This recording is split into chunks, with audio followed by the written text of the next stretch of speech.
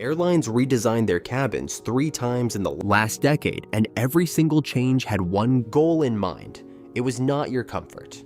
After researching how airlines design their cabins and how experienced travelers consistently choose their seats, one thing became very clear is something you can use on your very next flight. Welcome back to Jet Lag Genius. I am so glad you are here today because what I am about to share with you completely changed the way I fly. And once you hear this, you will never look at an airplane seat map the same way again. Here is the thing that really surprised me when I started digging into this topic. The difference between a wonderful flight and a truly miserable one often has nothing to do with the airline, the route, or even the weather. It comes down entirely to where you are sitting, and most people, including very experienced travelers, are choosing their seats based on habits or guesswork rather than strategy. Today, we are going to fix that. I am going to walk you through the most common seat selection mistakes people make, the hidden traps airlines quietly set for you, and then at the very end, I will share a simple step-by-step system you can use before your very next flight. So please stay with me all the way through, because that final strategy is the one that ties everything together. Before we get into it, if you find this useful, go ahead and tap the like button. It truly helps other travelers just like you find this channel. Alright, let us start at the very back of the plane.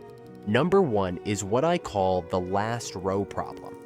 Most people end up in the back row because they booked late or just accepted whatever seat the airline assigned them. Here is what nobody tells you about those final row seats. They do not recline at all. On a short 1-hour hop, that is inconvenient. But on a 4, 5, or 6-hour flight, sitting completely upright with no ability to shift your back even a few degrees can leave you stiff and sore for days after you land. And then there is the bathroom situation. The odor, the constant foot traffic, the door swinging near your elbow, the line of people standing right next to your head. It never really stops. If you find yourself assigned to the very back and you cannot change it, try to at least move to the second to last row on the aisle side. You get almost all of the back row conveniences with far fewer of the unpleasant surprises. Now let us talk about exit rows, because this one surprises a lot of people. Number 2 is the exit row misunderstanding. Airlines market these seats as a premium upgrade. Extra legroom, more space, a better experience. And yes, the legroom is real, but there are a few trade-offs that nobody puts in the brochure. First, there is no storage under the seat in front of you.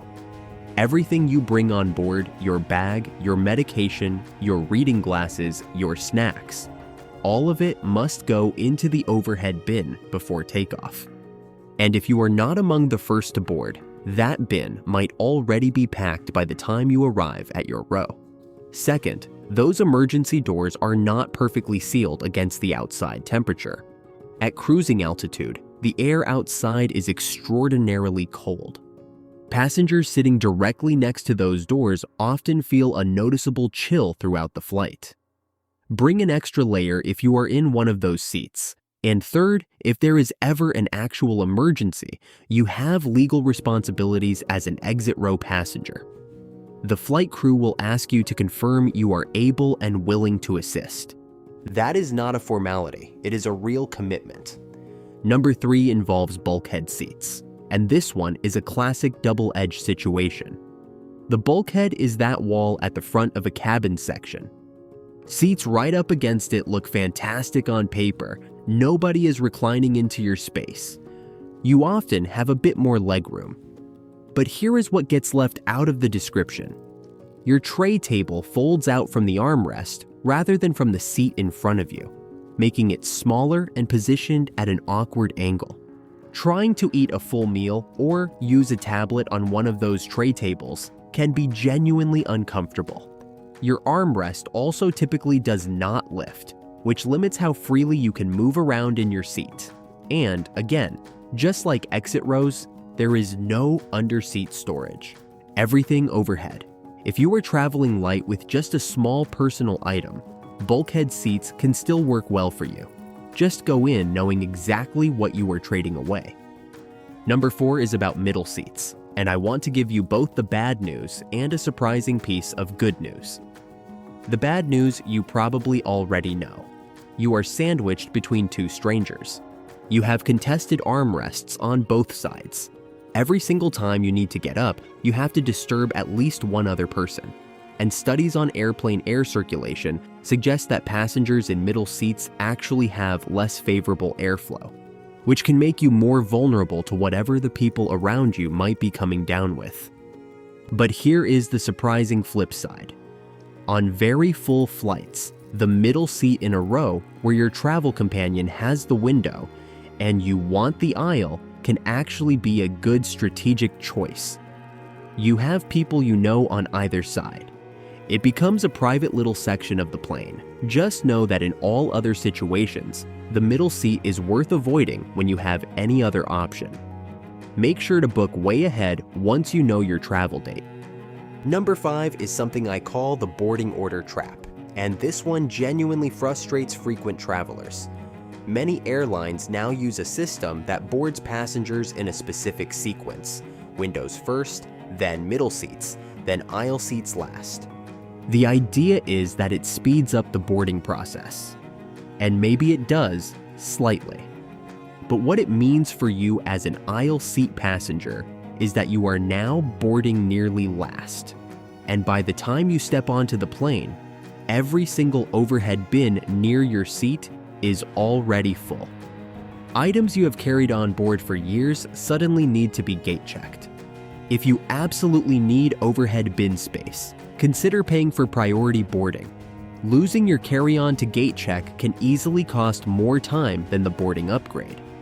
Number 6 is about finding the sweet spot on the aircraft, and this one might be the most immediately useful thing I share today. Most travelers assume that sitting toward the front is always better. And while that is true for very short flights where deplaning speed matters most, for medium and longer flights, rows roughly 6 through 9 on a standard single-aisle aircraft often provide a genuinely better overall experience. You are close enough to the front to exit the plane reasonably quickly. You are far enough from the entrance that the initial boarding chaos has usually settled by the time you sit down. And here is a physical detail worth knowing. Seats in this zone are positioned near the wings, which represent the aircraft's center of balance. That means less rocking and swaying during turbulence. If you are someone who experiences motion discomfort in the air, this part of the cabin is genuinely more stable. Try to avoid the cluster of rows right behind that zone, roughly rows 10 through 15. This tends to be where passengers who were unable to book seats in advance end up sitting together, which can sometimes make that section of the cabin a little more chaotic and unpredictable. Number 7 is about a specific seat type that I consider the hidden gem of long-haul flying. On wide-body aircraft, the kind with 2 aisles and a center section of seats in the middle, the aisle seats on either side of that center block are truly exceptional. You have all the freedom of an aisle seat. You can get up whenever you need to without climbing over anyone. You have nobody on your outside because you are right on the aisle. And you're sitting in the mid-cabin area, which as we just discussed offers smoother air and good crew access. These seats go quickly, so the key is to set an alarm for exactly 24 hours before your departure, which is when most airlines open online check-in, and grab one of those center aisle seats the moment the system opens. Number 8. 2 completely free websites, Airline and Seat Maps, can save you from choosing some of the worst seats on the plane. Here is the problem with the seat maps airlines show you on their own websites. They are designed to encourage you to pay for certain seats, not to give you an honest picture of which seats are actually comfortable. You put in your specific flight number and date, and it shows you a color-coded map of the aircraft with notes about individual seats. This seat has limited recline. That seat is next to the galley where crew members work through the night. This row has a slightly misaligned window. The information is specific, honest, and genuinely useful. Screenshot the seat map before you finalize your booking, because airlines sometimes swap aircraft at the last minute, and it helps to have a record of what configuration you originally planned for. Number 9 is about timing your check-in with intention. Most people check in at some point during the 24-hour window before their flight, but the passengers who consistently get the best available seats open the airline's app or website at the very moment that window begins. That is when the system releases seats that were being held back. Elite members who did not use complimentary upgrades. Blocked seats that become available for general selection.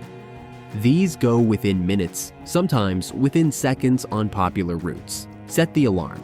Have your confirmation number ready. Know which seat you are targeting, and move quickly the moment check-in opens. One more thing on this topic. Even if you fly infrequently, signing up for an airline's frequent flyer program is completely free and often gives you access to better seat availability during check-in. There is no reason not to join. Number 10 is about knowing when paying a little more is actually worth it. On flights under 2 hours, an upgrade rarely makes financial sense.